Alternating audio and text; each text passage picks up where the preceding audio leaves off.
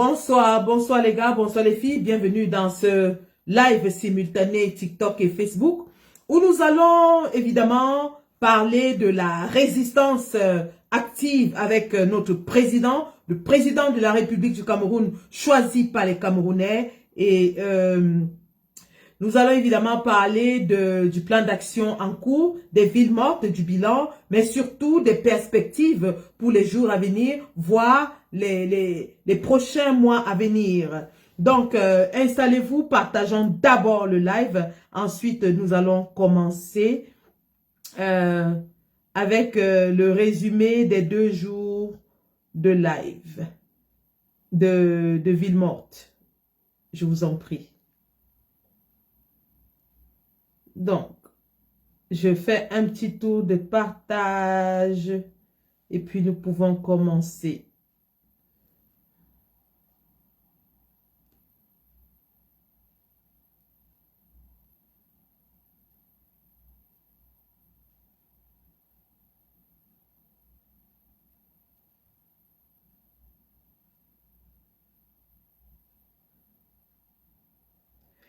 Déjà, lorsque nous allons parler du bilan des villes mortes jusqu'ici, nous allons commencer par le commencement, c'est-à-dire les manifestations pacifiques qui ont précédé les villes mortes. Et ensuite, nous allons expliquer le pourquoi des villes mortes. Parce que beaucoup de gens n'ont pas compris pourquoi nous sommes passés de la manifestation à la ville morte. Il est important qu'on explique la logique derrière ce choix stratégique afin que les uns et les autres puissent adhérer et comprendre aisément le plan de résistance qui est en train de se dérouler et qui, ma foi, bat son plein et est en train de nous donner des résultats quand même satisfaisants. Donc, nous allons lancer. Bonjour mesdames, bonjour messieurs. Nous sommes rendus à la fin du 2e jour des villes mortes instruites par le président de la République élu par le peuple camerounais de façon démocratique au sorti des urnes le 12 octobre 2025. Son Excellence Issa Chiroma Bakari, le chef suprême des armées, le commandant en chef de toutes les troupes armées du Cameroun. Alors, avant les villes mortes, nous avons commencé par la résistance qui ainsi se profilait avec les marches pacifiques. Marches pacifiques qui ont duré 3 jours, mais qui ont été sauvagement réprimées dans le sang par le régime dictatorial, par le régime hitlérien, par le régime luciférien de M. Paul Biya, qui a ainsi tué plus de 75 jeunes à travers l'ensemble du territoire, manifestations pendant lesquelles on tirait à balles réelles. Les forces de répression de Paul Biya, la milice de Paul Biya, tiraient à balles réelles sur les manifestants. Le professeur Aimé Boni a fait un très beau résumé des violences policières de Paul Biya lors de ces 3 jours de manifestation que je vous invite à regarder et d'ailleurs que nous allons regarder. Et c'est pour cela justement que le président Issa Chiroma étant humaniste, le président Chiroma étant un père d'enfants, a ainsi prôné la résistance passive à travers les villes mortes pour éviter qu'il y ait encore d'autres morts. Parce que nous avons remarqué que les soldats, la soldatesque de Paul Biya, la milice de Paul Biya, ça il faut le préciser parce que l'armée régulière s'est complètement désolidarisée des tueries barbares, sauvages, abjectes, inhumaines de Paul Biya et de son régime. Alors il n'y a que la gendarmerie qui s'est prêté à cet exercice avec des corps spéciaux tels que la DGRE qui a déployé des snipers, des tireurs d'élite dans les rues de Douala pour tirer à balles réelles sur les Camerounais. Les Camerounais ont été tués à balles réelles à Bertois, à Garoua, à Maroua, à Douala, à Tchan, à Bafoussam, un peu de partout. Le régime de M. Paul Biya a tiré à balles réelles sur les Camerounais. Je vous invite donc à suivre avec moi ces images du professeur Aimé Boni qui a fait un beau résumé, un résumé que nous allons transmettre d'ailleurs à toutes les organisations internationales des droits de l'homme, à toutes les associations dans lesquelles le Cameroun est signataire, dans toutes les communautés diplomatiques du monde entier. Nous allons transmettre ces images parce que cela relève purement et simplement de la barbarie politique, de la sauvagerie et surtout du meurtre à ciel ouvert de ses propres citoyens par un homme de 93 ans pour se maintenir au pouvoir après 43 ans passés à réprimer et à maintenir son peuple dans la misère la plus abjecte. Donc, regardons ce que le régime de Paul Biya a fait pendant les manifs.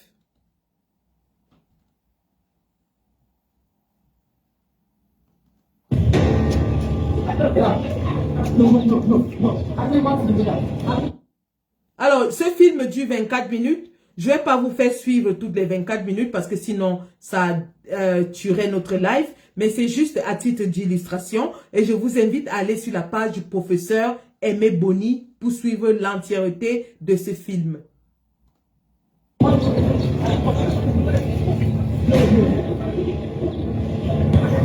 Le 12 octobre 2025, au Cameroun s'est tenue une élection présidentielle au décours de laquelle un candidat a été majoritairement plébiscité par le peuple camerounais, c'est M. Issa Tchiroma Bakari.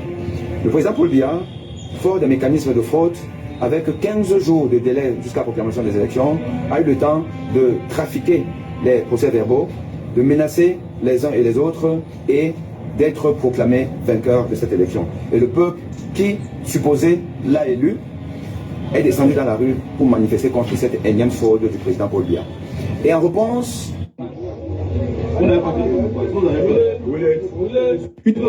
Paul Biya. Et en réponse, ce président qui, il y a quelques années, au micro de Radio Molcaros, du journaliste Yves Mourouzi, avait dit que s'il voudrait, il voudrait qu'on retienne de lui, au minimum, une chose, c'est qu'il a apporté la démocratie au Cameroun. Alors cette démocratie au Cameroun, c'est donc transformé en horreur. Des vidéos amateurs ont filmé l'horreur perpétrée par la milice de Paul Biya dans toutes les villes du Cameroun.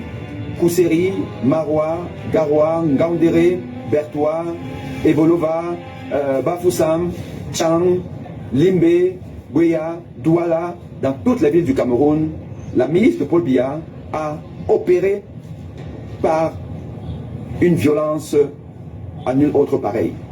Il y a eu des morts, il y a eu des morts, il y a des blessés, il y a des disparus. Ces vidéos que nous vous présentons ne sont que peut-être le centième des exactions commises par la milice de Paul Biya. Paul Biya, voilà donc ce président qui depuis 43 ans règne dans un pays où, au lieu d'apporter la prospérité, le développement, a apporté la misère, une misère en blanc. Et le peuple camerounais en souffrance depuis 43 ans lui dit non. Et lui dit, je marche sur vos corps pour rester au pouvoir. Et ce n'est pas un film qui date des années 50, lorsque les colons français déversaient le napalm dans le pays Bamileke, ou encore pour chasser les nationalistes dans le pays Bassa. Non, c'est en 2025. Et en 2025, voici le résumé du passage de M. Paul Biya à la tête de l'État camerounais. Vous-même regardez voir. Mais je regardez vous-même. Et je vous préviens, âme sensible, s'abstenir, car c'est très violent.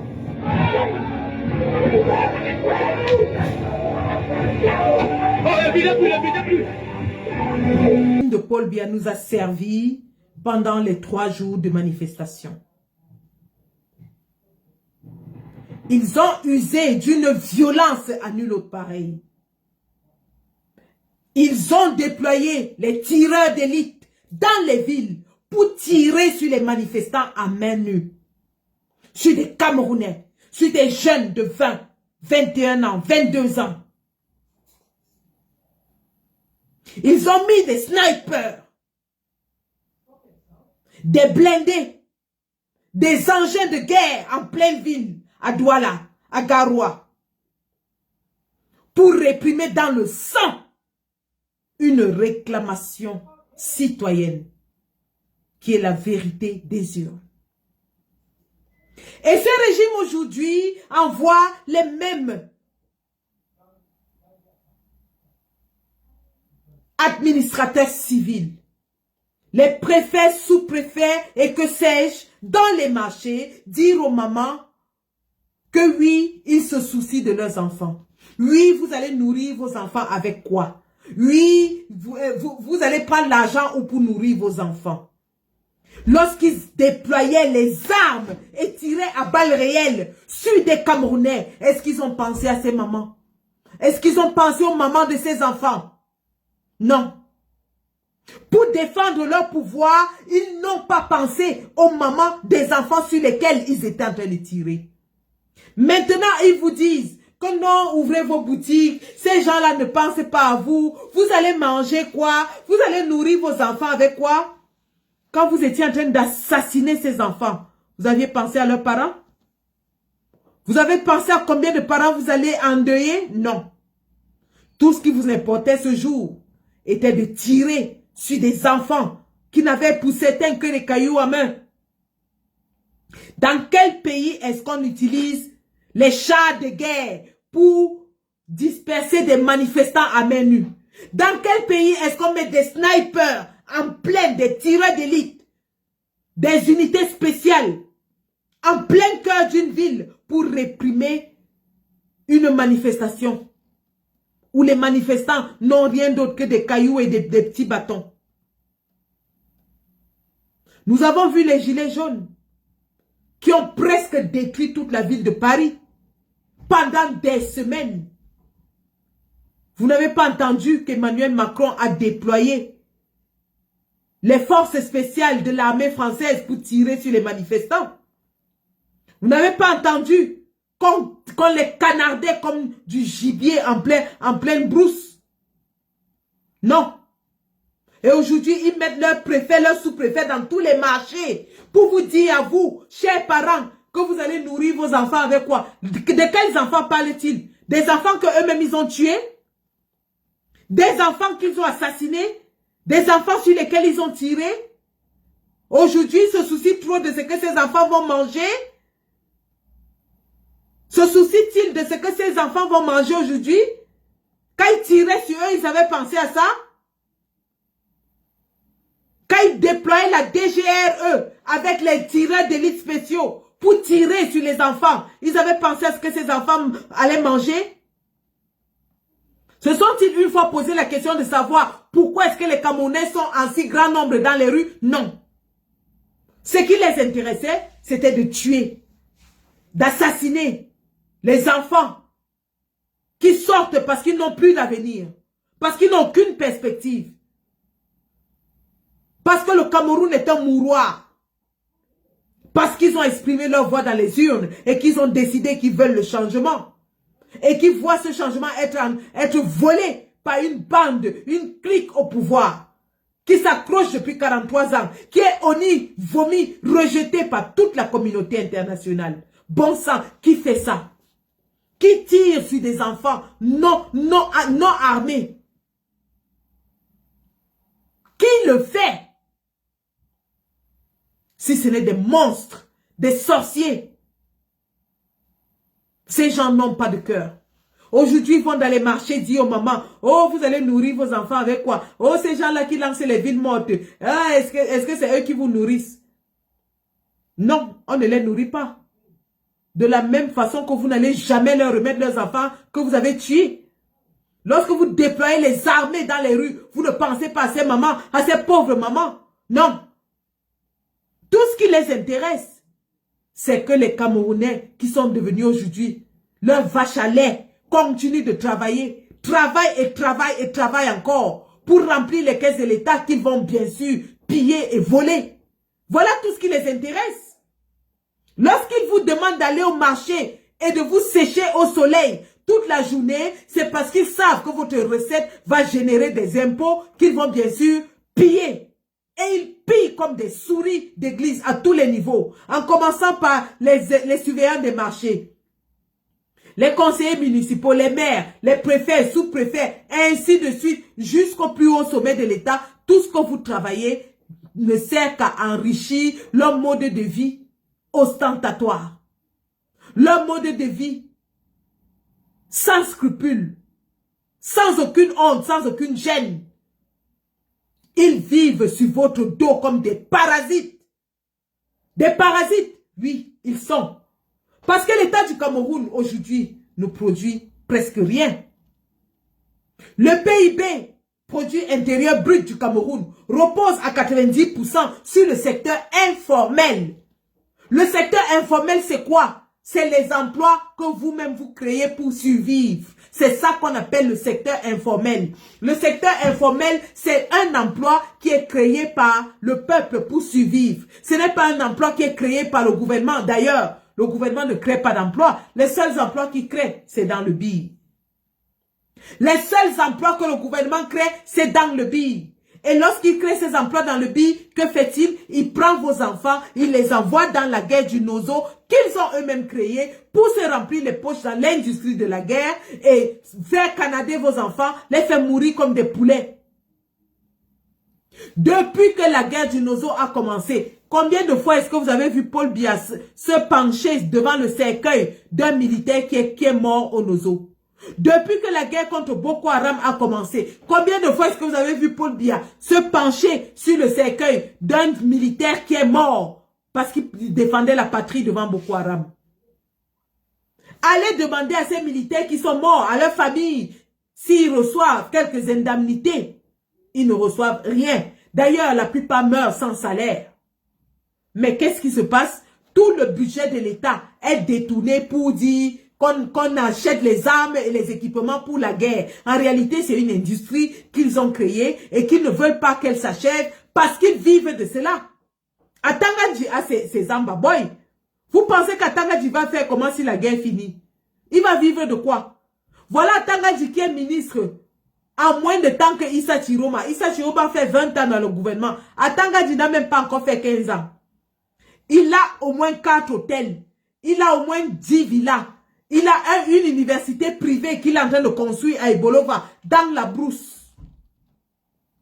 Vous pensez qu'il prend cet argent où? C'est sur le sang de vos enfants. Vos enfants qu'ils envoient au Nozo, parce que c'est le seul emploi que l'État crée en ce moment, c'est dans le BIR. Le reste, l'économie du Cameroun vit à 90% grâce aux Camerounais qui se battent comme des beaux diables pour survivre.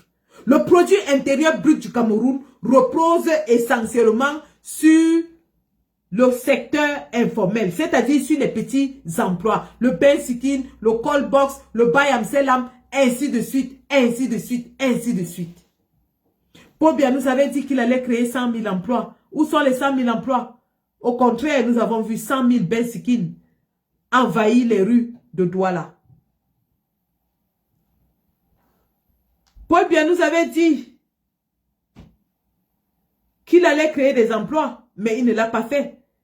Mais lorsque cette jeunesse qui fait vivre l'économie du Cameroun, cette jeunesse qui est le vivier économique de notre pays, se lève pour réclamer, qu'est-ce qu'ils font? Ils tirent sur eux. Ils tirent sans aucune honte, sans aucune gêne. Alors, merci à vous d'avoir accepté notre invitation.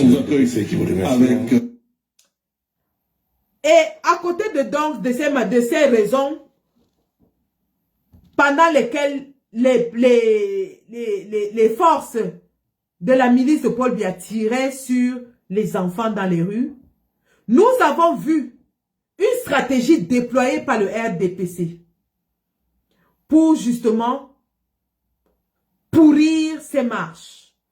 Premièrement, lorsque les marches ont été annoncées, ils ont arrêté tous les leaders. Ils ont arrêté systématiquement tous les leaders. Ils sont allés les kidnapper dans leur domicile. Anissé Ekane, à qui je salue, que je salue depuis le fond de sa cellule au CED. Dieu Kamchameni, que je salue depuis le fond de sa cellule au CED. Le professeur Jean-Calvin Abayono, qu'ils ont voulu forcer de signer un document pour reconnaître la victoire de Paul Biya. Et il a dit qu'il préférait mourir. Le professeur Jean-Calvin Abaoyono, qui lui-même est ressortissant de Moyome Sala du sud, du village de Paul Biya, mais qui est prêt à mourir pour la vérité des urnes. Bonsoir, grand prof. Du fond de votre cellule, résistez parce que le président Issa Chiroma Bakari est en train de mener la dragée haute à la dictature de Paul Biya. Et le peuple est aligné derrière lui. D'ailleurs, nous l'avons vu, les 2 journées de ville morte qui prouvent à suffisance que l'économie du pays est en arrêt parce que le président Issa Chiroma a instruit des villes mortes. Donc, ils ont arrêté les leaders et du coup, ils pensaient en arrêtant les leaders que les jeunes n'allaient pouvoir s'organiser pour sortir parce que les leaders politiques ont été arrêtés. Mal leur en a pris parce que le jour dit, les enfants sont sortis dans les rues. Les enfants ont manifesté dans tout le pays. Je dis bien tout le pays jusqu'à Yaoundé. Les enfants ont manifesté. Les enfants sont sortis. Seulement, nous avons constaté qu'à Douala, les marches ont été infiltrées. Les marches ont été infiltrées par des milices constitué par des membres du RDPC, notamment Charles Elizan. Charles Elizan qui a constitué des milices de bandits, de voyous, d'agresseurs, qui montraient d'ailleurs à qui voulait les voir leur machette et promettaient de découper tous les manifestants qui passeraient devant eux. Sauf qu'ils ne se sont pas limités à cela. Les milices de Charles Elizan ont infiltré les marches, notamment à Neubel, et en ont profité pour aller régler un vieux contentieux que M. Charles Elizan a avec la mère de Douala 2e, Mme Denise Fampou. Vous vous rappelez évidemment du contentieux des 8 milliards sur le marché de la gare de Neubel que Mme Denise Fampou avait accordé à un opérateur économique. Monsieur Charles Elizan était parmi les contestataires, était parmi ceux-là qui disaient que Madame Denise Fampou n'avait pas le droit d'octroyer ce marché. Et Monsieur Charles Elizan, conseiller municipal, est parmi donc ceux-là qui faisaient la fronde à Madame Denise Fampou, réclamant les 8 milliards de francs CFA. Je vous montre la vérité sur cette affaire. Et vous allez voir que le RDPC est pourtant allé casser la maison de Mme Denise Fampou, la piller pour qu'on mette cela sur le dos des marcheurs pacifiques. Alors que c'est M. Charles Elizan qui allait résoudre un vieux contentieux avec sa rivale, Mme Denise Fampou. Écoutez ceci. Alors, merci à vous d'avoir accepté notre invitation. Je vous accueille avec cette autre nouvelle qui fait monter un peu de l'adrénaline du côté de Douala 2e. Un conseil municipal serait en gestation pour une question liée à un marché passé entre la maire et un privé. Du coup, on se pose la question de savoir qu'est-ce qui se passe exactement à la commune de Douala. Alors, écoutez, en fait, quand nous décidons de prêter serment et que nous devons servir les populations, nous avons une certaine obligation. Là, je vais prendre à témoin le grand frère Célestin qui a été conseiller municipal dans la première, en lui posant une question toute simple. Monsieur le conseiller municipal, est-ce qu'un maire en fonction peut-il signer un marché avec un conseiller en fonction? La loi interdit que les conseillers en fonction gagnent des marchés. Tout simplement. La loi. Donc, en fait, à Douala 2, nous avons demandé à Madame le maire de nous convoquer, comme le stipule la loi, un conseil municipal extraordinaire. Donc, la question à l'ordre du jour était ce marché passé entre la mairie et le conseiller municipal en question. Question de voir comment on va arranger les choses. La réponse a été de payer dimanche. Alors, merci voilà. à vous. Est-ce que vous entendez? Charles Elizan est parmi les frondeurs contre Mme Denise Fampou. Charles Elizan constitue une milice armée, soi-disant que c'est pour combattre les marcheurs.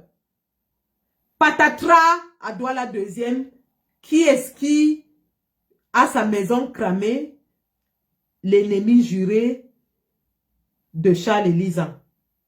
Donc, vous voyez comment le régime RDPC manipule et fonctionne. Pour régler leurs problèmes intérieurs, ils utilisent une marche pacifique qu'ils infiltrent et ils vont commettre des exactions pour les mettre sur le dos des marcheurs et enfin régler leur propre compte à l'intérieur du RDPC. D'ailleurs, vous avez suivi le sous-préfet de Bagno hier qui a dit qu'il y a des infiltrés dans le RDPC. Mais pourquoi est-ce qu'après avoir été copieusement giflé, après que les populations aient réagi à son outrecuidance de venir sur le marché, menacé de sceller leur boutique, le préfet de Bagno accuse plutôt les infiltrés du RDPC. Est-ce que vous comprenez ce qui se passe? Je dis bien que le préfet de Bagno a dit qu'il y a les infiltrés dans le RDPC. Voilà la vérité de ce qui s'est passé avec les manifestations et les marches pacifiques. Rien ne mérite la déstabilisation de notre pays. Rien ne peut justifier ça, c'est la destruction de ce pourquoi le président a mis 40 années de sa vie à bâtir. Rien ne justifie d'envoyer nos enfants, nos pauvres enfants dans la rue pour se faire exécuter. Voilà. Rien. Ketia Koutès elle-même dit que ça ne sert à rien d'envoyer nos enfants dans la rue se faire exécuter. Qui exécute nos enfants? Donc il savait avant même les marches que les enfants seront exécutés. Ne justifie dans quel pays d'envoyer nos enfants? Elle dit bien exécuter. Dans quel pays est-ce qu'on exécute des marcheurs pacifiques? C'est Ketia Koutès, ministre de la ville, qui est en train de parler. Elle dit que rien ne justifie qu'on envoie nos enfants aller se faire exécuter. Elle utilise le mot exécuter. Les mots ont un sens. En langage militaire, policier et juridique, quand on dit exécuter, ça veut dire assassiner. Ça veut dire assassiner. Donc elle-même reconnaît qu'ils assassinent les gens qui vont marcher dans les rues. Ça, c'est une ministre de Paul Biya qui est en train de parler. Donc, envoyer nos enfants, nos pauvres enfants dans la rue pour se faire exécuter. Se faire exécuter. Il faut que les élèves sachent qu'ils ont reçu l'ordre de tirer. Ils ont reçu l'ordre de tirer. Les FMO ont reçu l'ordre. Charles Elizan confirme que les FMO ont reçu l'ordre de tirer. Donc, en aucun cas, on ne nous dira... De tirer. Il s'agit plus de... En aucun cas, on ne nous dira que ces FMO ont agi par légitime défense, qu'ils se sentaient menacés. Non. Ils sont partis de leur caserne, ils sont partis de leur brigade pour venir tuer des Camerounais dans les rues. Ils ont reçu l'ordre de tirer. Charles Elizan le confirme à sa bande de voyous. Et Ketia Koutès le dit, elle dit que ça ne sert à rien d'envoyer les enfants se faire exécuter. Ça veut dire que c'était un plan du RDPC bien ourdi d'assassiner nos enfants, de tuer nos enfants, de les exécuter dans les rues. En aucun cas, il y a eu un cas de légitime défense. En aucun cas, il y a eu un cas où un policier, un militaire s'est senti menacé et a dégainé. C'était des exécutions sommaires. Eux-mêmes le disent. Le RDPC le dit.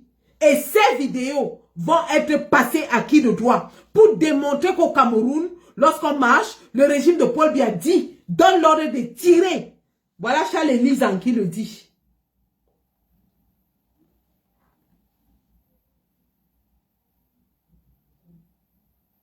Se faire exécuter. Se faire exécuter. Il faut que les élèves sachent qu'ils ont reçu l'ordre de tirer. Ils ont reçu l'ordre de tirer. Les FMO ont reçu l'ordre de tirer. Il ne s'agit plus des mouvements pacifiques.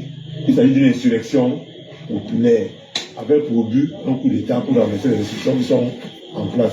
Donc c'est dans ce qu'on prend comme des terroristes. Vous avez les sœurs, les frères qui jouent malin là. Dites-leur qu'il a encore temps de se calmer. Il est temps de se calmer. Je n'ai vu dans aucune vidéo, ils sont actuellement là. Je n'ai vu personne, les gens là, les enfants de Donc quand ils vont subir là, c'est eux qui vont... Charles Elizan en train de galvaniser son groupe de bandits, son groupe d'agresseurs, son groupe de voleurs, pour qu'ils aillent casser les maisons des gens, en disant que oui, le gouvernement a donné l'ordre au FMO de tirer. Donc, face à cette barbarie, à cette sauvagerie, à cette animalité d'un régime qui tire sur les citoyens, le président Issa Chiroma, au vu du bilan qui se faisait déjà assez lourd, a donc opté pour une résistance passive. Le boycott. Le but du boycott, justement, c'est de ne plus nourrir cette narrative où ces gens disaient, oui, ils sont bien chez eux et ils vous envoient aller mourir dans les rues. Comme si la rue tuait. Au lieu de dire la vérité, que c'est le régime de Paul Biya qui tue. Parce qu'en Côte d'Ivoire, il y a les mêmes manifestations, mais personne n'est tué. Parce qu'à Madagascar, un peu de partout, il y a des manifestations, mais personne n'est tué. Pourquoi est-ce que c'est au Cameroun qu'on tue? Et au lieu que les gens condamnent cette barbarie, cette sauvagerie, cette animalité, on condamne plutôt les marcheurs. On dit que c'est eux qui sont le problème. Alors que le Cameroun dit partout qu'il est un pays démocratique. La marche pacifique fait bien partie des attributs de la démocratie. La marche, la manifestation est inscrite dans la constitution camerounaise. Pourquoi est-ce qu'au Cameroun, lorsqu'on marche, on risque sa vie? Bon, puisque ils nous ont montré qu'ils ne veulent rien de pacifique, nous avons donc décidé de passer à la phase passive. Nous restons chez nous. Nous restons chez nous. C'est eux encore qui envoient les préfets, les sous-préfets aller harceler avec les haut-parleurs, harceler les commerçants, harceler les mamans, harceler le peuple, leur demander de sortir et d'aller dans leur boutique. Mais vous nous avez dit que lorsqu'on sort, on meurt. Vous nous avez montré que lorsqu'on sort, vous nous tuez. Vous avez tué nos enfants. Plus de 75 gamins ont perdu leur vie, ont versé leur sang pour la libération de notre pays. Que vous avez tué lâchement en tirant sur eux à bout portant. Les vidéos sont là pour le prouver. Vous avez tiré à bout portant sur des enfants qui marchaient pacifiquement. Regardez ce qu'ils ont fait à nos enfants. Et il a instruit donc de faire des manifestations pacifiques en restant chez nous, simplement. Personne ne va venir vous chercher avec l'arme dans votre maison pour vous forcer à ouvrir. Ils ont dit qu'ils peuvent se passer des Camerounais. Ils n'ont pas besoin de nous pour gouverner. Tant que Yaoundé respire, le Cameroun vit. Alors pourquoi est-ce que nous voyons cette déferlante de préfets, sous-préfets et administrateurs qui sortent de leur prado et marchent dans la boue pour venir parler aux commerçants avec les haut-parleurs, les supplier d'ouvrir les boutiques? Vous savez pourquoi ils vous supplient d'ouvrir les boutiques? Parce que c'est vous qui travaillez pour eux. Parce que tous ces préfets, sous-préfets, ils sont dans leur bureau à 11 h et le ferment à 13 h. Ils ne font même pas 3 heures de temps dans leur bureau. Les dossiers que vous déposez là-bas font des mois et des mois. Ils ne travaillent pas. Ils vivent de quoi? Ils vivent sur votre dos. Quand ils sont fauchés, ils envoient les Awara venir vous estorquer de l'argent. Que ce soit les maires, les conseillers municipaux, la police municipale, vous estorquez de l'argent. Ils mettent la police en route pour vous estorquer de l'argent.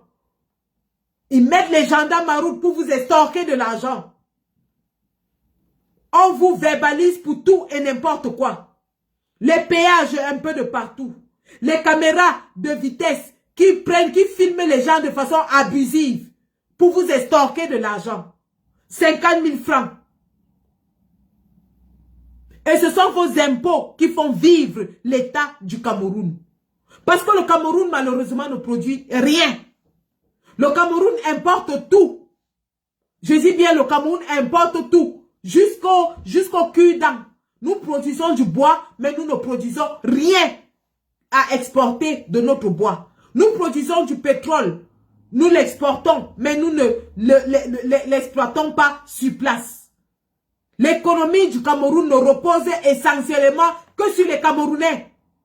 Paul Biya a construit un régime où tout son gouvernement, c'est des feignants, des paresseux qui se couchent dans les bureaux et ils n'attendent que vous, la population, travaillez comme des esclaves. Les mamans qui font le bayam, c'est là. Je me rappelle quand j'étais à Douala, quand j'ai grandi à Douala. Quand ils vous disent qu'ils interdisent les mototaxis de 18h jusqu'à 6h du matin, dans une ville comme Douala, ils savent bien que c'est une ville commerciale. Douala, c'est le centre vivier de toute l'Afrique centrale. C'est le panier de toute l'Afrique centrale. À Douala, les mamans qui font le bayam Zelam sortent de chez elles à 4h du matin. Les mamans qui vont au marché à Youpoué pour chercher le poisson sortent de chez elles à 4h du matin. Vous voyez une maman qui sort à 4h du matin et qui rentre peut-être le soir à 18h. Toute la journée dehors pour se faire quoi? Un 3 000, un 5 000 francs. Pendant ce temps, ils sont assis dans leur bureau. Ils sont assis dans leur bureau climatisé. Ils roulent dans les prados achetés avec l'argent du peuple. Et c'est eux qui viennent vous dire aujourd'hui que non, vous allez nourrir vos enfants avec quoi? Quand ils tiraient sur ces enfants, ils pensaient à vous. Quand ils tiraient sur ces enfants à bout portant, ils pensaient à vous. Quand ils viennent sceller vos boutiques, il y en a un autre qui a dit que ceux qui n'ouvrent pas, on va sceller leurs boutiques. Quand ils scellent leurs boutiques, vos boutiques là, ils pensent que vous allez nourrir vos enfants avec quoi? Il y a un autre qui a dit si vous fermez votre boutique, on va la sceller pour 1 mois. Sur quelle base juridique? Il n'y a pas de base juridique qui dise que si un commerçant n'ouvre pas sa boutique, on doit sceller pour 1 mois. Mais ils abusent de leur pouvoir au Cameroun. La loi n'existe pas au Cameroun. C'est la loi du plus fort. C'est la loi du RDPC. Ils inventent les lois au gré de leurs besoins, au gré de leurs désirs. Ils disent aux mamans au marché que si vous n'ouvrez pas, on va sceller vos boutiques pour un mois. Incroyable. Quel est l'article de loi qui dit que si un commerçant n'ouvre pas sa boutique, on doit venir sceller? Donc le commerçant ne peut pas être malade. Donc le commerçant ne peut pas voyager. Le commerçant ne peut pas être en incapacité. Il ne peut pas avoir d'accident. Il doit à tout prix ouvrir. Il n'ouvre pas. Il n'ouvre pas. Qu'est-ce que vous faites à ces commerçants pour justifier un tel harcèlement? Nous avons vu les marchés, comment ils sont sales. Il a suffi que les Camerounais restent chez eux pour qu'on voit comment toutes les villes du Cameroun sont sales, puantes. Des marchés insalubres. Vous n'êtes même pas foutus de mettre les toilettes publiques, de nettoyer les marchés, mais vous venez exiger aux gens d'ouvrir. Incroyable. Camerounais, Camerounaises, puisque ces gens nous tuent quand on descend dans la rue, eh bien, la seule façon de les toucher, c'est de toucher à leur porte-monnaie. La seule façon de les mettre à genoux, c'est de toucher à leur porte-monnaie. Les anglophones l'ont compris, c'est pour ça qu'ils font le Ghost Town. 1 fois par semaine, tous les jours depuis au moins 8 ans, respectés scrupuleusement. Et Dieu seul sait ce que ça a coûté à l'économie du Cameroun. Aujourd'hui, le ministre de l'économie est obligé de partir dans le monde entier, commander l'argent. La guerre du Nozo et les villes mortes à Bamenda et à Bouéa ont tué l'économie du pays.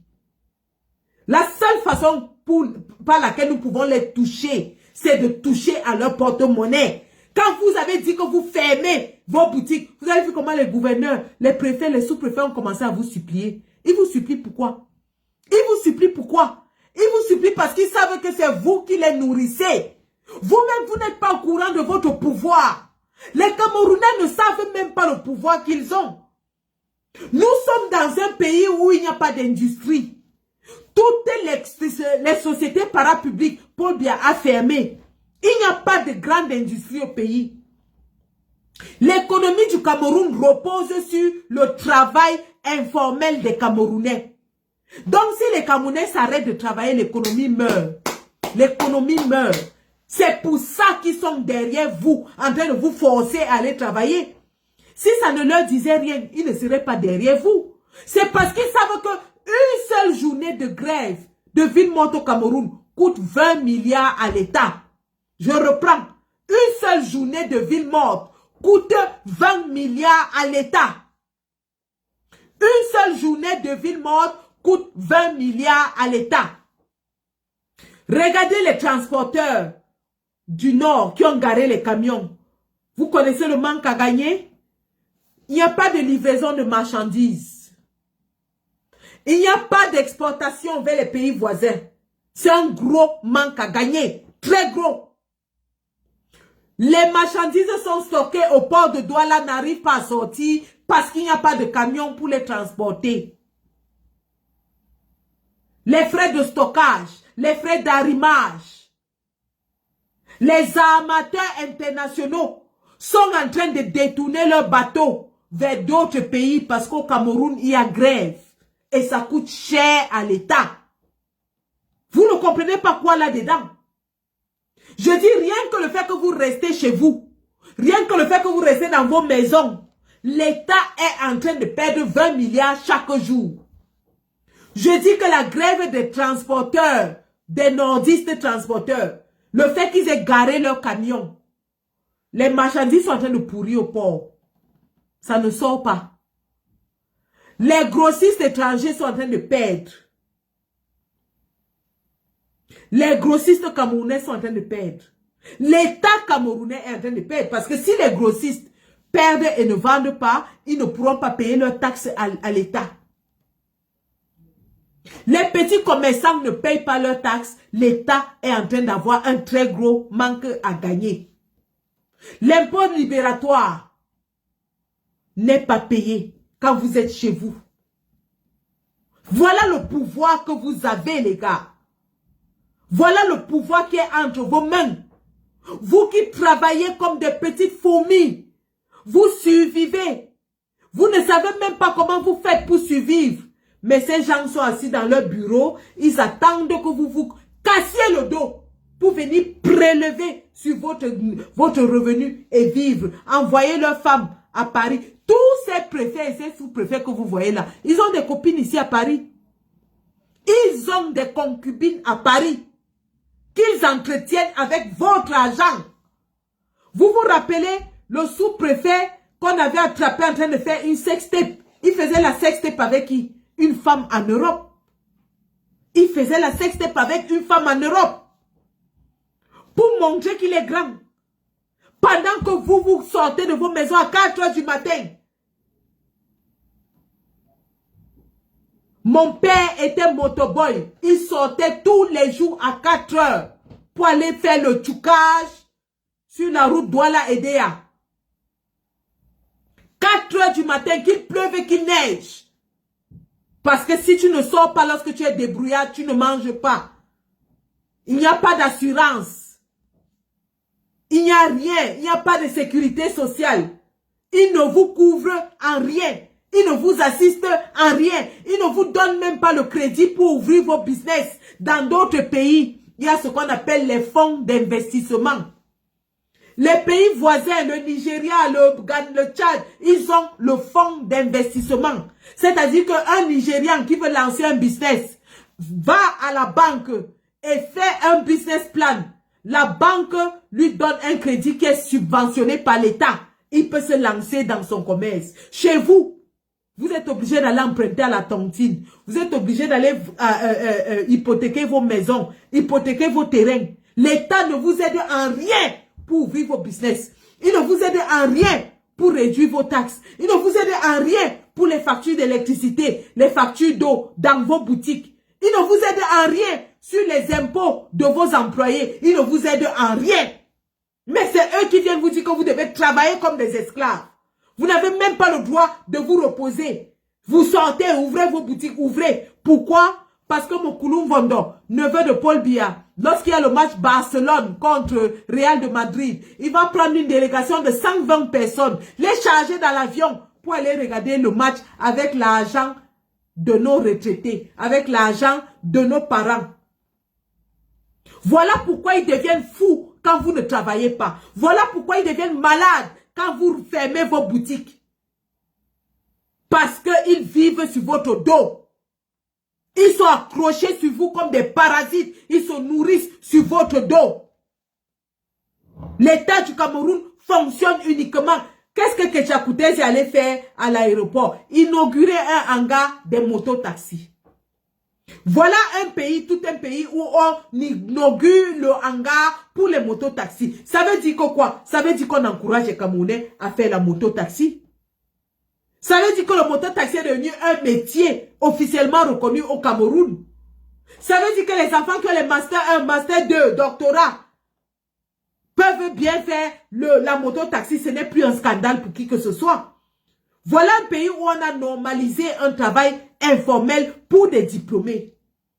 Les médecins, les docteurs en médecine ne sont plus intégrés dans la fonction publique. Ils font le bain sikin, les docteurs en médecine. Et ils vous encouragent là-dedans. Ils vous disent que non, ouvrez vos boutiques, allez vendre. Pendant ce temps, tous ces gens-là, tous les enfants sont soit à l'ENAM, soit à l'EMIA, soit dans toutes les grandes écoles au Cameroun. Tous ces gens que vous voyez, je dis bien tous ces gens, leurs enfants entrent dans les écoles de l'État. Regardez, tous les préfets, sous-préfets sont les enfants des ministres. Famondongo, ses enfants sont préfets. Momo, ses enfants sont à l'ENAM. Tous les enfants sont dans les grandes écoles et les vôtres échouent les grandes écoles. Et on vous dit d'ouvrir les boutiques pour continuer à les nourrir. Pour continuer à les nourrir. Pendant ce temps, les enfants viennent en vacances en Europe presque 3-4 fois par an. Indira Baboke vit en Italie et vit en Espagne. Brenda Bia vit à Genève. Pendant ce temps, on vous dit qu'ouvrez vos boutiques. Travaillez comme des esclaves pour continuer à nous nourrir. Une journée fermée ne va pas tuer un Camerounais. 2 journées fermées ne vont pas vous tuer. D'ailleurs, pour les commerçants intelligents, quand on annonce les villes mortes, ils font le triple de la recette la veille. Ça veut dire que le samedi et dimanche, vous devez faire la recette que vous allez faire lundi, mardi, mercredi. Vous faites le quadruple de votre recette. Vous êtes tranquille chez vous. Vous profitez de votre mari ou de votre femme. Vous profitez de vos enfants.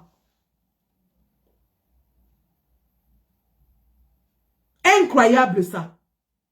Un pays où, pour faire le commerce, tu n'as aucune assistance de nulle part. Aucune assistance. L'État n'assiste en rien les débrouillards. Je dis bien rien.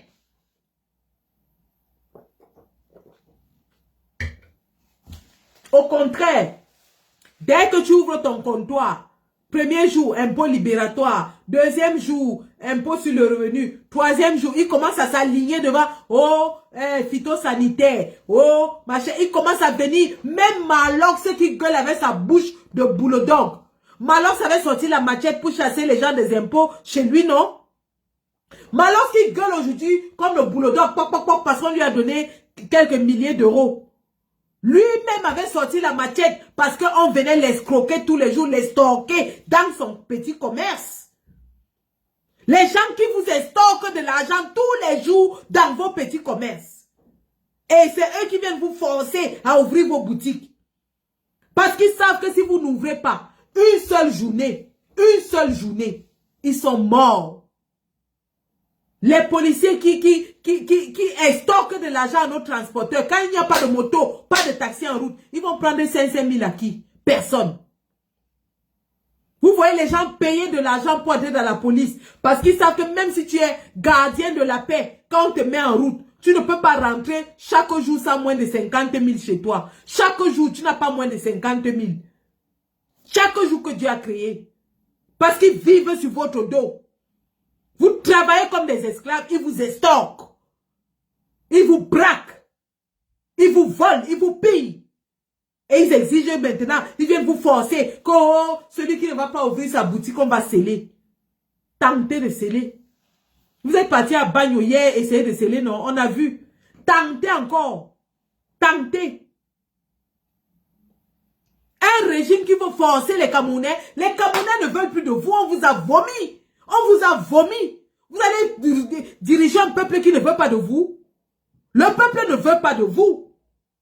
Et ça a été prouvé, le président Chiroma a prouvé par A plus B que c'est lui le président que les Camerounais ont choisi. Pour la première fois dans l'histoire du Cameroun, les villes mortes ont été scrupuleusement observées sans qu'il n'y ait personne pour forcer quelqu'un. En 1992, le président Anissa Ekane est là.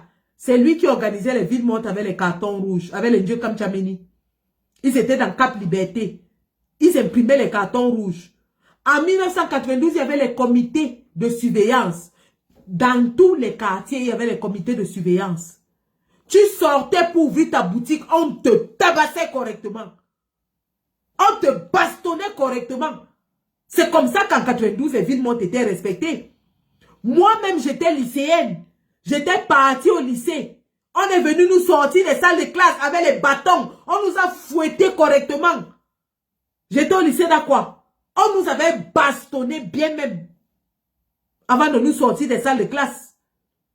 Mais nous avons observé des villes mortes où personne n'est allé dans le quartier forcer qui que ce soit. Chacun est resté chez lui de façon volontaire.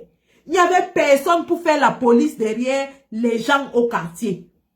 Et vous avez vu comment les Camerounais ont observé. Chacun a volontairement fermé sa boutique. Et le président Chiroma a dit, et les gens ont volontairement fermé leur boutique et sont restés chez eux. Bafang, Bafoussam, Chang, Mbouda, Konsamba, Boya, Bamenda, Douala, Limbe, Bétois, Tibati, Bagno, j'en oublie, Guider, Ngaoundéré, Maroua, Garoua, toutes les grandes villes du Cameroun, même Yaoundé, toutes les grandes villes du Cameroun étaient en arrêt parce que le président Chiroma a dit. Ils ont essayé de manipuler pour vous montrer que non, il y a tel dans telle ville, oh, les gens sont sortis, oh, les gens sont... Mais tous leurs journaux, les journaux pro-régime ont reconnu que le Cameroun était en arrêt hier. Tout le monde a vu le Cameroun en arrêt. Le lycée de Bafoussam vide, Aqua vide, New Deido vide, New Ben vide, Ndokoti vide, partout c'était vide et de façon volontaire. Je dis bien volontaire. On n'a pas forcé quelqu'un. Les Camerounais ont choisi de rester chez eux de façon volontaire. Ce qui prouve à suffisance que les Camerounais ne veulent pas de ce régime. Et la suite, nous l'attendons. Le président Chiroma nous a parlé aujourd'hui. Il nous a dit que dorénavant, il y a 2 présidents au Cameroun. Celui qui a été choisi par le peuple, c'est-à-dire lui-même, et celui qui a été désigné par le Conseil constitutionnel. Et donc, nous prenons nos hautes instructions de Garoua. Les hautes instructions viennent directement de Garoua et de nulle part ailleurs. Le peuple va écouter son président. Chacun va exécuter ce que son président dit. Le président Chiroma a dit à ses partisans de fermer les boutiques. Ils ont fermé. Que les partisans de Paul Biya ouvrent alors leur boutique. Il dit qu'il a eu 53%. On a cherché les 53% là, on n'a pas vu. Jusqu'à les sous-préfets sont venus supplier les 35% d'ouvrir les boutiques. Donc, dans les 53% qui ont voté Paul Biya là, il n'y a pas de commerçants. Dans les 53% qui ont voté Paul Biya, il n'y a pas de commerçants. Personne n'a la boutique parmi eux. Dans les 53% qui ont voté Paul Biya, il n'y a pas de camionneurs. Il n'y a pas de transporteurs. Pourquoi est-ce que les marchandises sont en arrêt au port de Douala alors que Paul Biya a eu 53%? Pourquoi? Chacun va suivre les instructions de son président et que ce soit les bérets, les militaires, celui qui sait qu'il a voté Chiroma. Chiroma va prêter serment, son excellence, le président élu, le président de la République du Cameroun, Issa Chiroma, chef suprême des armées, commandant en chef de toutes les forces armées camerounaises. Il va prêter serment. Il va nommer son gouvernement. Il va nommer les ambassadeurs. Une fois qu'il nomme les ambassadeurs, notre rôle en diaspora sera d'installer ces ambassadeurs. Il leur donne les lettres d'accréditation et c'est eux qui vont traiter avec l'étranger, les pays frères et amis. Oui, c'est de ça qu'il s'agit. Puisque toute la diaspora a voté pour Issa Chiroma, quand Issa Chiroma nomme un ambassadeur, le peuple l'accompagne, on l'installe, il ouvre sa lettre d'accréditation et il se présente à tous les correspondants étrangers en tant que représentant du Cameroun dans ce pays-là. Et on va voir comment nous allons fonctionner. On aura un président à Etoudi avec quelques partisans à Yaoundé, Sangmelima. Et on aura un autre président qui aura le littoral, l'ouest, l'est, la Damawa, l'extrême nord, le nord-ouest, le sud-ouest. Il aura 10 régions plus la diaspora. Il aura 10 régions plus la diaspora. C'est-à-dire que pour que les marchandises, d'ailleurs on va couper, on n'exporte plus les marchandises vers les États dirigés par Paul Biya. Paul Biya va chercher ses importations ailleurs. Oui. J'ai entendu les gens nous dire que oui, le bœuf, comme vous dites que le bœuf ne vient plus du nord, on va manger le poisson de Youpé. Quel Youpé? Le littoral a voté Tiroma. Le littoral a voté Tiroma à 79%. Donc les 79% de Tiroma vont gérer les revenus du port. Et on va empêcher les exportations de notre port vers le centre. Ça ne se passera plus. Il n'y aura plus d'exportation du port de Douala. Donc le poisson de Youpela, les adeptes du poisson braisé. Vous allez maintenant partir en Balmayo dans le Nyon, aller pêcher les silures noirs. Les adeptes du poisson braisé, vous allez partir maintenant dans le Nyon, aller pêcher les silures noirs pour braiser à Yaoundé. Parce que le poisson de les sols, les bonnes sols de Douala n'arriveront plus. Les bonnes sols, la sole fraîche de Youpoué n'arrivera plus. Les Mwanjamoto ne viendront plus. Les bars de Douala ne viendront plus. Vous allez lire. Ils disent maintenant que ils vont importer sur le port de Kribi. Ils disent que non, comme si on bloque le port de Douala, eux, ils ont le port à Kribi. Dites-le que eux-mêmes, ils ont dit que c'était le port en eau profonde. Dites-leur qu'eux-mêmes, ils ont dit que le port de Kribi était le port en eau profonde. Donc, il y a un genre de bateau qui ne peuvent pas amarrer à Kribi. Et la capacité du port de Kribi est très réduite. Vous avez fait comment? Vous êtes moangé. Vous êtes moangé. Vous avez dit que tant que Yaoundé respire, le Cameroun vit non. On va voir comment Yaoundé va respirer sans produit d'oxygène. Yaoundé produit les feuilles de manioc. Yaoundé produit les feuilles de manioc avec les tubercules de manioc. Ils mangent le fiawondo, la sauce arachide. Parce que même moi, j'ai grandi à manger le fiawondo. Sauf que le wondo qu'on mange vient du nord. L'arachide qu'on mange vient du nord. Le maïs qu'on mange, ça vient du nord. Vous allez importer où? Puisque tous les pays voisins dépendent des régions qui sont entre les mains de Issa Chiroma.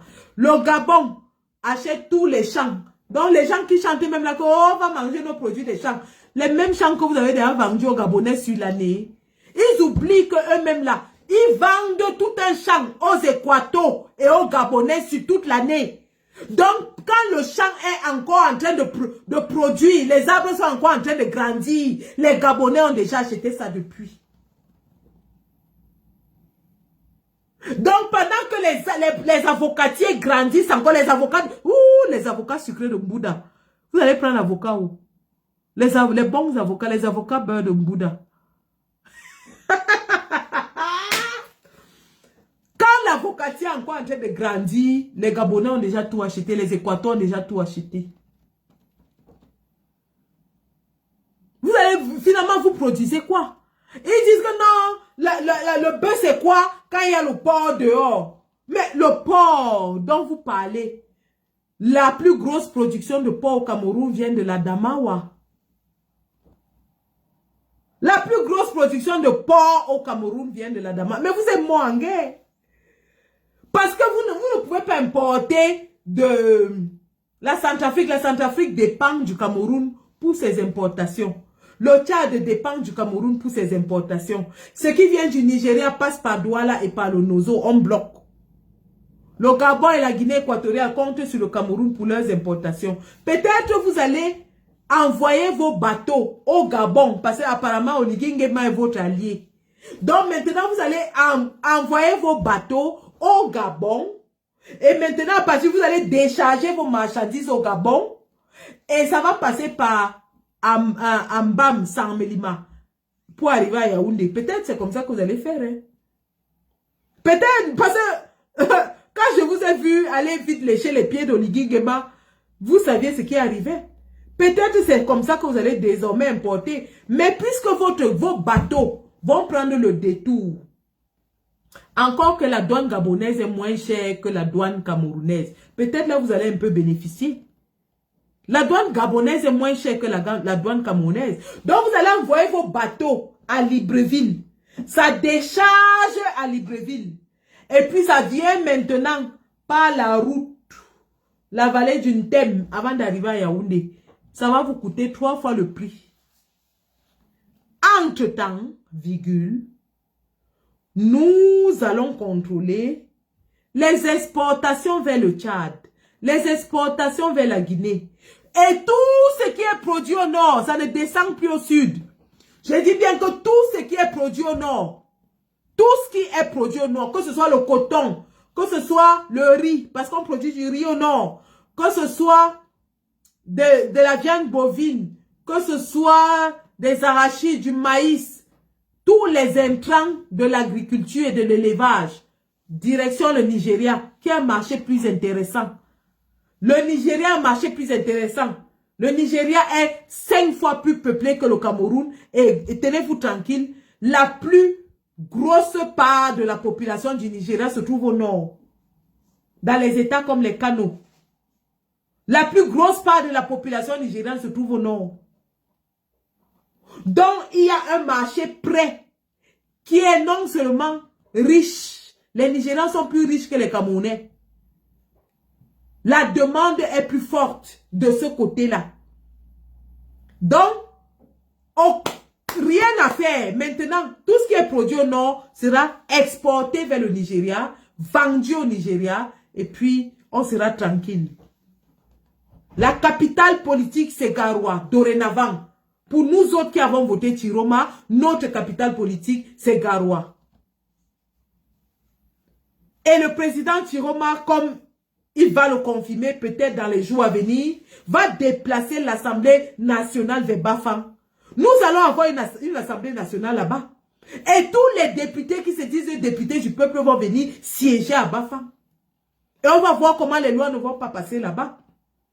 Je dis que dans l'Assemblée nationale à Bafang, on va voir comment est-ce qu'on va mettre un projet de loi et ça ne passe pas.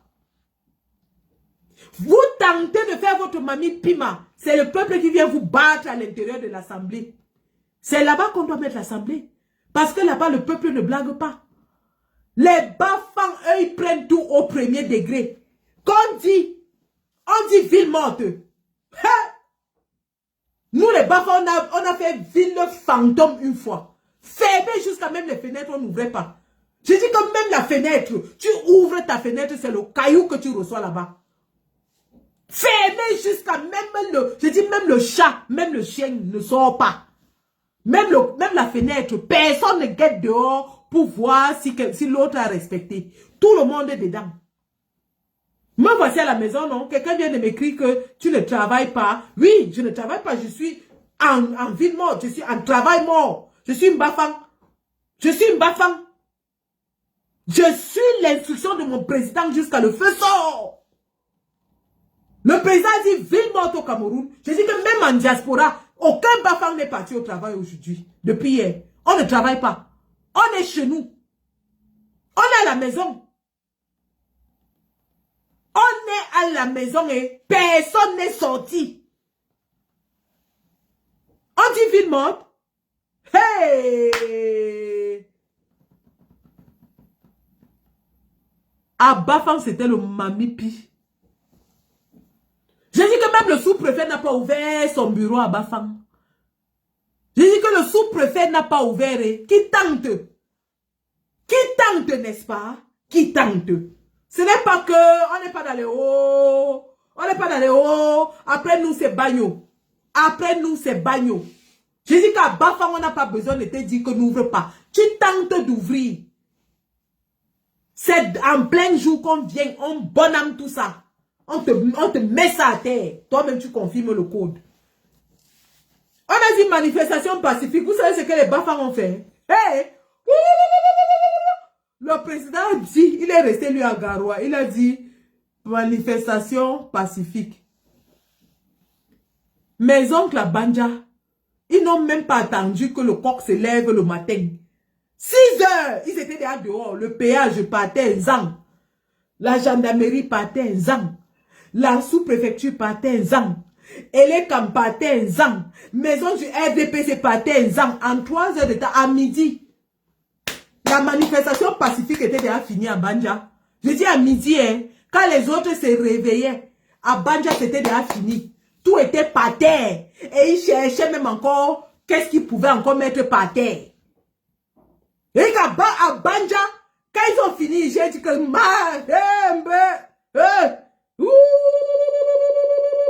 qui nous a donné le sang qui chauffe? Qui nous a donné le sang qui brûle dans les veines? Parce que notre sang là, ça brûle. Ça fait seulement top, top, top, top, top, top. Ça bouillonne dans les veines comme le popcorn qui est en train de sauter dans l'huile. Les gars ont fini à midi et ils sont montés à Bafang prêter main forte.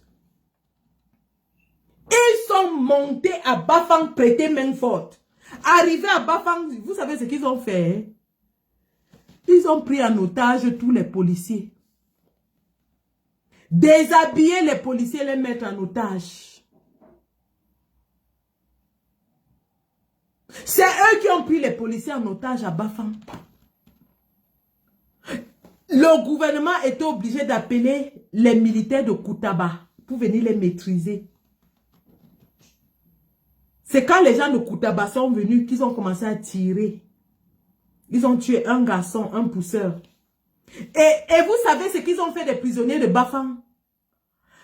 Ils ne peuvent pas mettre les prisonniers à la gendarmerie ou à la police à Bafang. Oh! On n'enferme pas les gens à Bafang. On n'enferme pas les marcheurs à Bafang. Celui qui tente, ça va voir. Dès que tu amènes les marcheurs à la gendarmerie, virgule, les gars cassent les bêtises, ils brûlent toutes les voitures de la gendarmerie, ils libèrent leurs prisonniers. Il n'y a pas de prisonniers politiques à Bafang, je suis désolé. Le mot prisonnier politique, ça n'existe pas à Bafang. On avait juré sur notre sang qu'on ne peut pas arrêter un enfant de chez nous, le mettre en prison à Bafang pour la politique. Il n'y a pas de prisonniers politiques chez nous.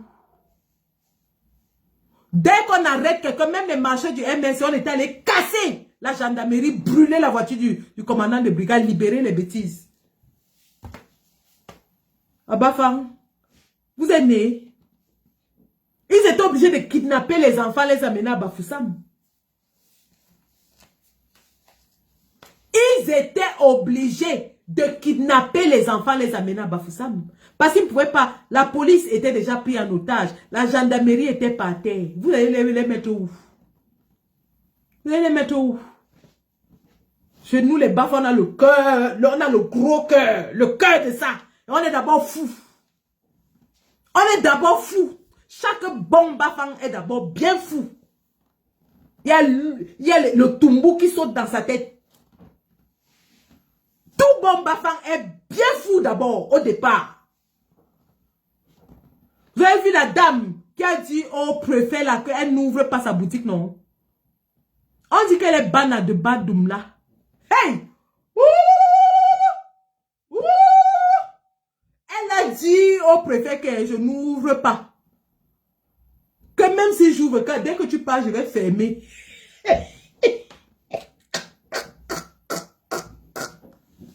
La femme là, elle a dit au préfet que même si j'ouvre, dès que tu tournes le dos, je vais fermer.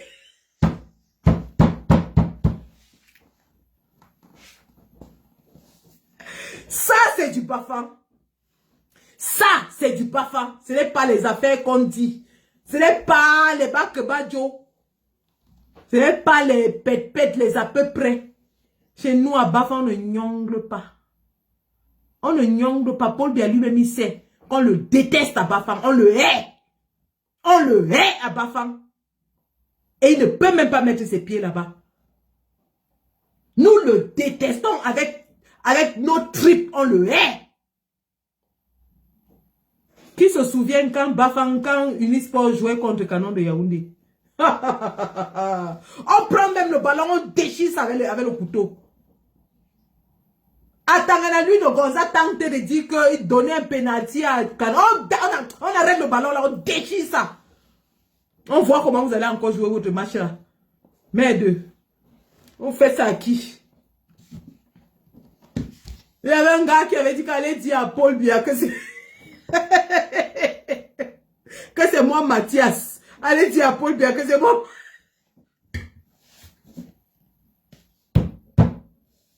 Non, Bafa c'est la haute tension, vous comprenez non?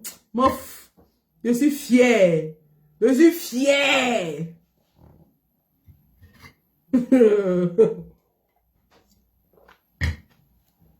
Et puis il y a les gars de Bagno. Les gars de Bagno qui ont sorti le corrigé hier. On ne peut pas tuer nos enfants. Pendant que nous, on est en train de pleurer nos enfants, ils viennent nous narguer dans nos boutiques. Ils viennent nous provoquer parce que c'était de la provocation. Qu'est-ce qu'ils pensaient, ce sous-préfet-là? Ou c'est un préfet ou c'est un sous-préfet? Ils pensaient quoi? Venir intimider les gens, leur dire que ceux qui n'ouvrent pas, on va sceller. Mais pendant qu'il était en train de dire ça, quelqu'un comptait 93, 94, 95, 96, 97, 97.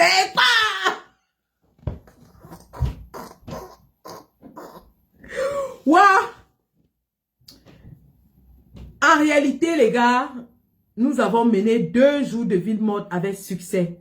On a sérieusement empiété sur l'économie du Cameroun, notamment avec les arrêts à Douala et en Ngaoundéré. Nous avons touché l'économie du pays. La Camraï a modifié ses horaires de train. La Camraï qui transporte les marchandises, les trains de marchandises, a modifié ses horaires. Le port de Douala est en arrêt. Nous avons sérieusement touché l'économie du pays avec 2 jours de grève. Il suffit qu'on reste maintenant le 3e jour à la maison tranquillement. Et dès que ça passe, on peut retourner à nos activités, il n'y a pas de problème. Mais sachez que dès maintenant, chaque semaine, on va observer un jour, au moins minimum 1 jour ou 2 jours de ville morte. Chaque jour, on va calquer notre programme à celui des anglophones. Parce que nous sommes dorénavant avec nos frères Amba. Les Amba et nous, on forme un dorénavant. On combat le même ennemi. Donc nous allons arrimer notre lutte à la lutte des Amba. Douala en arrêt 1 fois par semaine ou 2 fois par semaine. Ils vont lire. Ils vont pleurer. Ils vont pleurer. Je dis la ville de Douala en arrêt. Vous connaissez combien de grands magasins il y a à Douala? Combien ces magasins payent d'impôts? Et lorsqu'ils sont en arrêt, ce que ça peut coûter?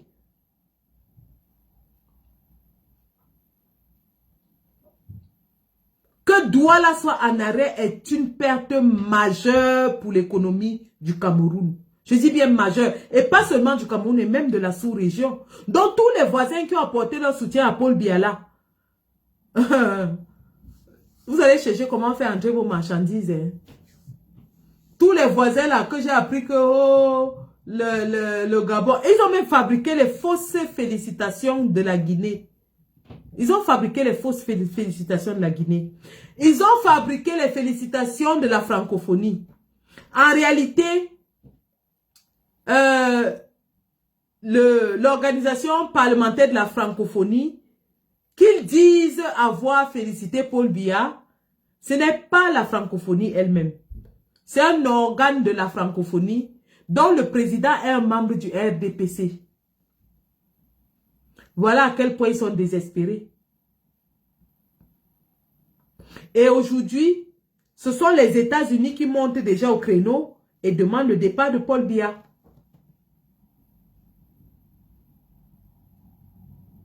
Aucun ambassadeur étranger n'a assisté pour la première fois de l'histoire du Cameroun. Je dis bien pour la première fois en 43 ans. Aucun ambassadeur étranger n'a assisté à la proclamation des résultats au Conseil constitutionnel. Aucun pays majeur n'a félicité le Paul Biya. Donc nous entrons dans la troisième phase de la résistance.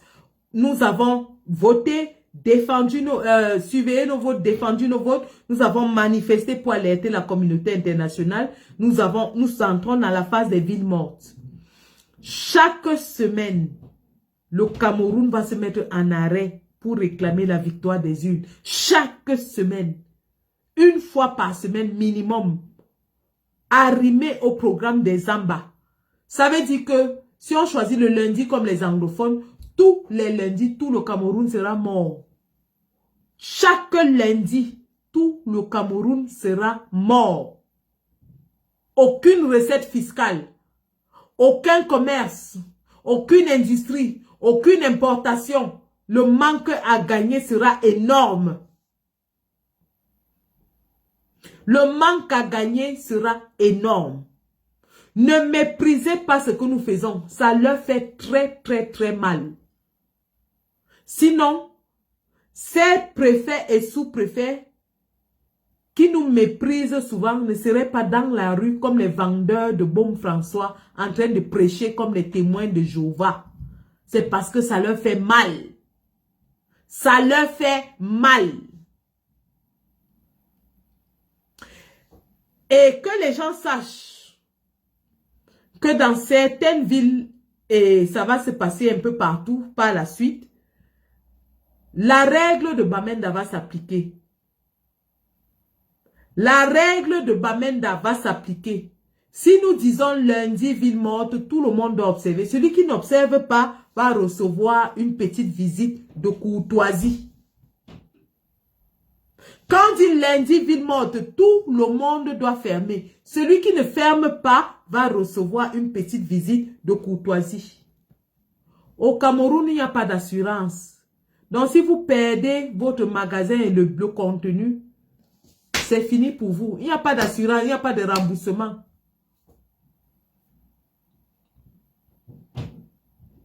Donc, soit vous restez gentiment à la maison, tous les lundis, sachant que peut-être le samedi, le dimanche, vous allez faire la recette du lundi, mais vous restez à la maison le lundi. Soit vous vous entêtez, vous ouvrez, et vous n'aurez que vos yeux pour pleurer. Vous n'aurez que vos larmes pour pleurer. Le sous-préfet ne vous donnera jamais 15 millions pour remplacer vos marchandises. Le préfet ne vous donnera jamais 15 millions.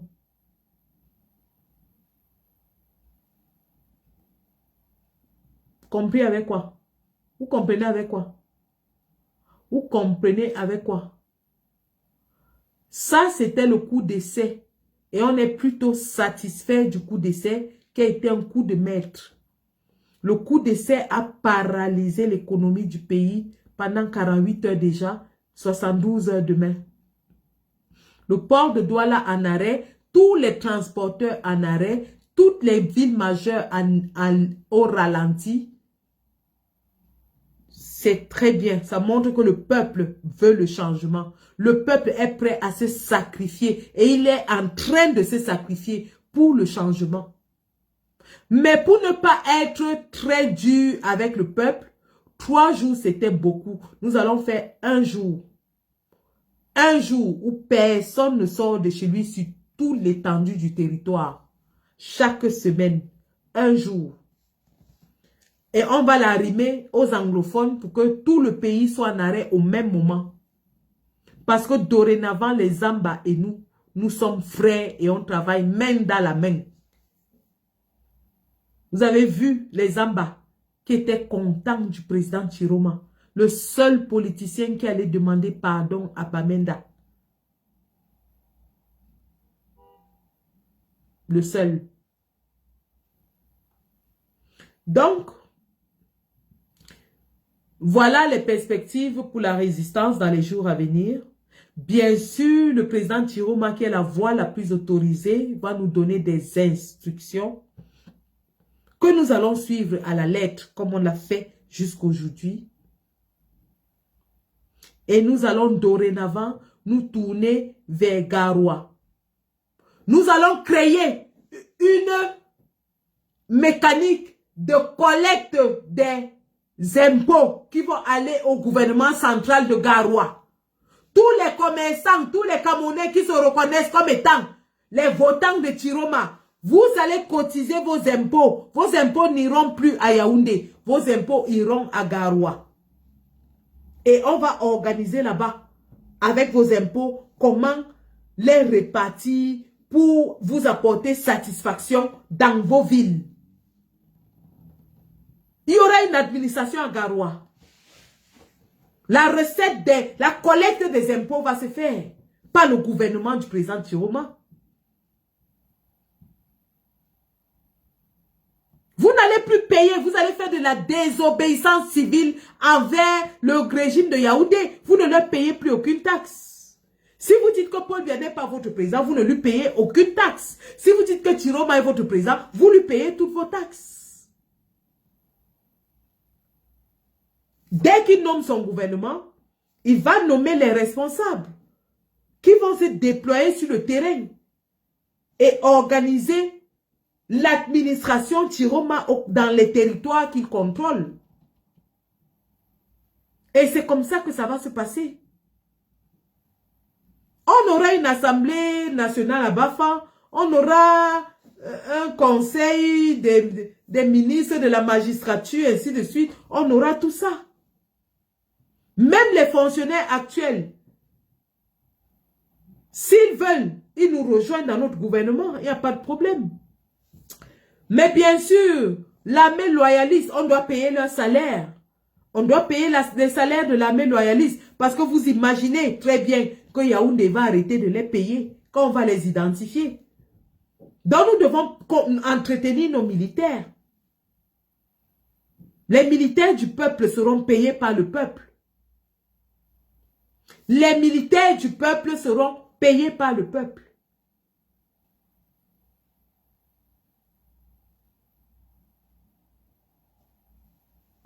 Ben voilà, un doigt de banane à 300 Djamena déjà. Dites merci à Idriss, au président Kaka Debi. C'est lui qui a félicité Paul Biya. Dites-lui merci pour cette situation. Dites-lui merci d'avoir félicité Paul Biya. Donc voilà les orientations que vont prendre la résistance dans les jours à suivre. Nous avons encore 24 heures de résistance pacifique et passive. Nous restons chez nous. Nous allons prendre soin de nos maris, de nos enfants, de nos maisons. Nous restons chez nous. Demain, donnez de câlins à votre famille. Faites des câlins à vos femmes, à vos maris. Profitez de leur présence. À vos enfants. Restez à la maison. Et nous attendons les instructions du président de la République. Il va prêter serment. Il va nommer un gouvernement, il va nommer des ambassadeurs et nous allons organiser le fonctionnement du gouvernement du président Chiroma qui sera un gouvernement du peuple, par le peuple, pour le peuple.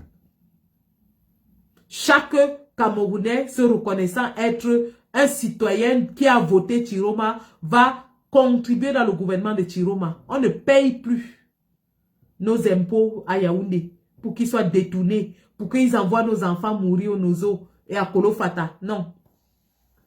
Le président Chiroma va mettre fin à toutes ces guerres. Il va mettre fin à la guerre du Nozo. Il va mettre fin à la guerre de Boko Haram.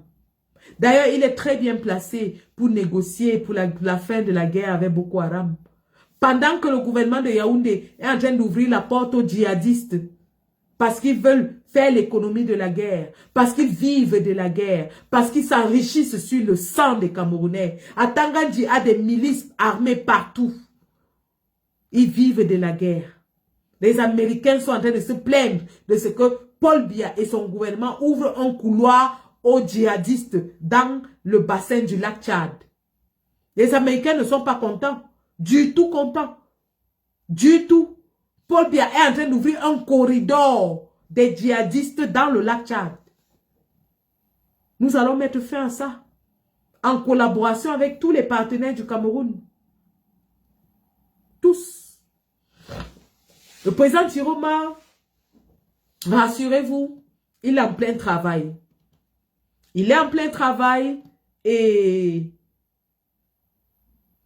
il est en train d'établir des stratégies pour damer le pion à Paul Biya. Et il va le faire. C'est un guerrier, Tiroma. C'est un guerrier. C'est un warrior. C'est un yakuza. Oh, vraiment. Pour la première fois qu'on a un candidat à la présidentielle, un président élu qui a les bimbang, qui lutte, qui mène la dragée haute à la tyrannie de Yaoundé. Et vous voulez qu'on laisse ça? On ne laisse pas. On ne laisse pas. On attend la nomination du gouvernement et on va partir. C'est à partir de là qu'on va continuer. Le président Tiroma ne fait pas les choses à moitié. Le président Tiroma ne fait pas les choses à moitié, vous le savez. Quand il était ministre, il était le meilleur des ministres. Il ne fait pas les choses à moitié. Donc, restons focus. Dernier jour de Villemort pour cette semaine. Et dès la semaine prochaine, j'imagine, hein, je ne sais pas encore, mais j'imagine que ce sera chaque lundi en arrimage avec les anglophones, les ambaboys. Et tout le Cameroun sera en arrêt chaque lundi. Mais nous attendons la confirmation du président parce que c'est lui qui instruit. Nous sommes juste dans les réflexions. Mais nous savons que c'est le président qui instruit. Le président va instruire et nous, on va exécuter.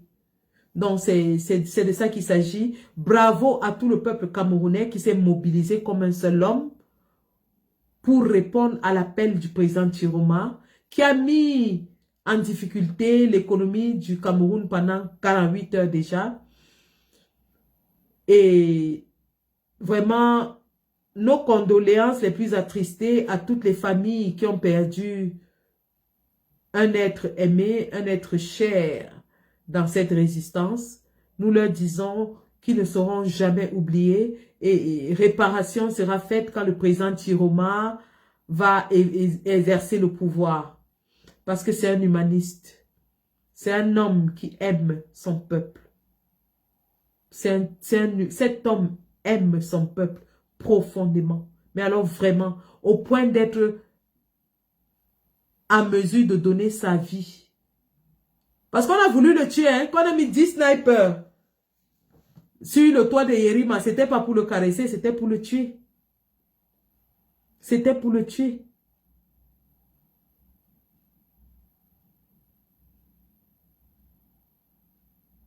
Donc, on reste connecté. Je vais continuer peut-être sur TikTok si les gens veulent monter. Et puis, on va se revoir plus tard en semaine. Je suis à votre disposition, bien sûr. Nous continuons de poster les informations cruciales de la résistance aux côtés de nos confrères lanceurs d'alerte.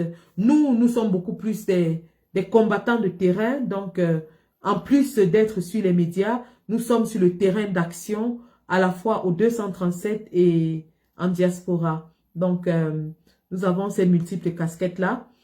Ce qui fait que nous pouvons avoir peut-être des manquements sur le côté médiatique. Mais vous nous pardonnerez parce que nous avons d'autres cordes à notre arc que nous pouvons tirer lorsque le combat en a besoin. Donc, merci d'avoir suivi ce Facebook Live. Nous allons continuer sur TikTok. Si les gens veulent prendre la parole, vous pouvez venir prendre la parole sur TikTok. Merci.